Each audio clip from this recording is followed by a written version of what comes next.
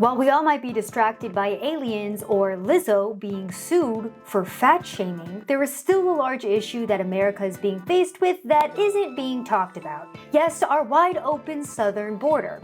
Since 2020, over 7 million illegal immigrants have crossed into the United States, and one of the cities that has been hit the hardest is New York. New York City, which previously advertised itself as a sanctuary city, aka a city where illegal immigrants can live without fear of deportation despite federal laws, is, surprise, surprise, one of the biggest hotspots for illegal immigrants. And the city, particularly Mayor Eric Adams, is feeling the heat.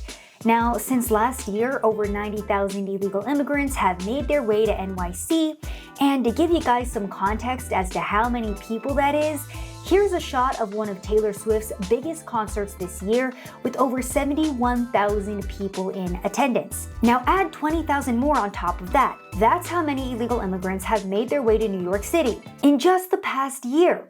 Now back in 2022, Eric Adams had already declared a state of emergency. I mean, he was stressed, okay? There were people pouring in from left to right and it hasn't stopped.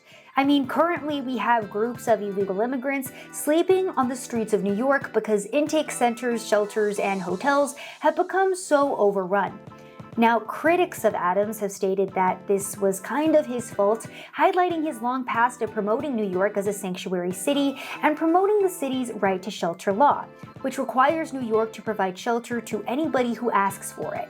You know, I'm proud that this is a right to shelter state. Now, this statement from Adams was from the beginning of the migrant crisis back in August of 2022, so let's fast forward to today and see how New York City is holding up. We have no more room in the city. Yeah, in less than a year, New York, and when I say New York, I mean the taxpayers, is estimated to be spending over $4 billion on sheltering and caring for illegal immigrants. By the way, less than a year ago, Adams initially budgeted this cost at around $1 billion, and now New York is projected to eclipse this budget by over $4 billion by the next year. And again, the mass migration surge has gotten so bad that this is the current situation right now. Now, these are asylum seekers. They arrived in New York City a couple of days ago, hoping to get processed at the Roosevelt Hotel. Now, this was an iconic hotel. It's been in movies, but it shut down about 3 years ago and reopened earlier this year as an intake center for asylum seekers. Now, this weekend, they were at capacity, so these migrants were left to sleep on the sidewalk. You can see the only thing separating them from the concrete is cardboard. Now, after the original influx of migrants quickly filled emergency shelters, New York then began pleading with the federal government for assistance, and they've been pretty much ignored. So New York basically had to get creative and figure out where they were going to put an additional 90,000 plus people. And luckily for us, anytime the government has to solve a problem, they know how to do it quickly, efficiently, and in the most cost-effective way possible. Now, they started off by last year trying to create an outdoor tent city in a parking lot in front of the ocean in the Bronx. Now, not only were residents of this area upset, but the city also decided to put this up in a parking lot that was prone to flooding in the middle of winter, where it was already 40 degrees outside. I would know because I went to go report on this and it was absolutely freezing out there. The project got shut down after a mere 10 days and the tents were moved to a different location. And afterward, the mayor wouldn't really tell anyone how much this project cost, but many projected it cost the city several $million. Now, during this debacle, migrants were also being sent to hotels throughout the city, and earlier this year, Adams even stated that 50% of New York hotels were filled with illegal immigrants, a number that has been combated here and there by various people. But Adams continued to ask hotels if they'd be interested in housing more migrants, with many turning down the offer due to reports of migrants trashing the rooms of various other properties. Also, to give you guys an example of how much money New York is pouring into housing migrants in hotels, Adams signed a $275 million contract to house 5,000 migrants for just 6 months. That's around a budget of around $55,000 per migrant. And if you want some insight into what that money was going to, think free Metro cards, Uber rides, hospital visits, 3 meals a day, etc. Watch my video where I sat down with a whistleblower who worked in one of the hotels listed in the contract deal I just talked about.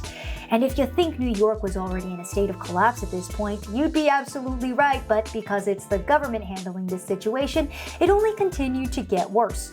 Now, after the hotels became full, the city decided to put single adult male migrants in gymnasiums of schools, where young children were actively present. Now, naturally, parents pulled their kids out of school citing safety concerns, and local news even stated that parents weren't informed about the decision and that cots were just set up in gyms for the migrants. Now, this proposal was quickly withdrawn after many protests. However, Adams stated that this option is still potentially on the table just in case. Also, university dorms have been floated as potential housing for more migrants as well, so those are also up for grabs. And it continues. Adams then proposed paying New Yorkers to house migrants in their own private homes. To take the next step to this, to go to the faith-based locales, and then move to private residence. He also proposed busing them to different suburbs throughout New York State against the will of various city leaders who were like, yeah, we don't have the resources, please don't do that. In the latest announcement, the city is planning to use the parking lot of a psychiatric hospital to house male adult migrants, and the outdoor fields on Randall's Island, where children typically play their soccer games, are also currently being considered. So basically, the city and its officials that once boasted their status on welcoming all illegal immigrants has now been reduced to pleading with migrants not to come to the city because they are now sleeping on the streets due to the city being so overrun. The local government has even gone so far as to hand out flyers in Spanish talking about how high the cost of living, food, housing, transportation in New York is, and also try to convince migrants to maybe consider going to another state, with Adams implementing a 60-day limit on how long migrants can now stay in shelters. He also asked a New York judge to suspend New York's right to shelter law regarding migrants, and is now calling to secure the southern border. We need to control the border.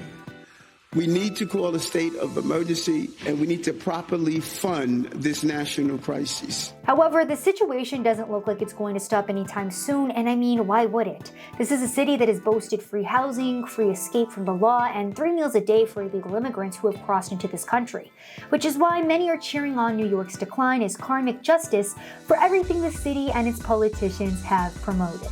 Thank you guys so much for watching this video. Like, share, subscribe, all that good stuff. Click any of the links down below and go follow everywhere that you can. Thank you so much for watching this video. My name is Savanah Hernandez, and thank you guys for being informed about what's going on in the United States of America.